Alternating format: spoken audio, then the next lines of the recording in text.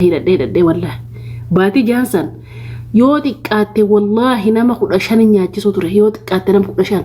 baatii jaansan nama 15 akkatti kharabbina shaayida wallahi daasi sigalee maalleen si fayyada maalleen hedduu si fayyada hiriyaata ka wajjin deemin dalagadhu maallaqa walii qabadhu naasiin jee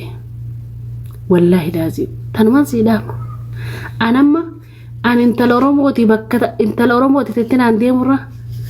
riyaala 500 garte an barana arke tu riyaala 500 waa maa kaysa jirti maa kaysa jirtu beeqa kuma diidam tabiyaa qofa biiftu galatoomi lubbu tunamma qarshii meel qarshii kuma diidam qofa tanaan naman hin jijjiira amanta takkittii tanaan ilma namaan hin jijjiira hamtu miti moo gaarii namaati akka rakkadhe akkan ta'e akka saayibboota itti nagatan hin beeka akka ilma namaa shanyummaan irratti dalageen beeka baranaan gosummaan irratti dalageen beeka namoonni baay'een anaa gosummaan qabne rakkooti yeroo gosummaa fidanii si galte anaa rakkatte anaa lalkalee tana haakimni kalee dhoofadhu naanki wallahi laasim gabbee dubbadhee miidiyaa kanarratti hin dubbanne rakkina kiyyasan ciniinnadheetiin dabarse ciniinnadheetiin haakimni dhoofadhu naan jee ciniinnadhee keessaa beekadha wanni kiyyasan kayin takkaa fuula oromoo dhaabbate kayin bakka takka dhaabbate galatoome obsa laal rakkoo iyyuu isin dhuftellee cinaannadha guyyaan hin dabarre hin jiru akkuma dhukkubni dhufe fayyaan isin dhufti si galtee wallaahi dastu thank you wallahi rakkoo kayetee fuula hiriyaatee dhaabbattee fin xiqqeessin alhamdulillahi rabbil alamin annam tokkuma nabla ما شفت قطرة مطبخ وشو قطرة وشو قطرة صغيرة حقي ايش حكاين حقيك حكاين لا ما شفت في صغير فوق الطاق حبيبتي ما شفت قراض وشو قراض ما لا لا لا وانت ما شفت سيقلتي يا ابو ونسي دابو الدنيا ترى rakkoon tun ni dabarti ni dhufti laal yoo rakkoon feete si jiraatte akka nama hudduu ta'e wali qabatutti wali qabadhu malee hiriyaate itti nimin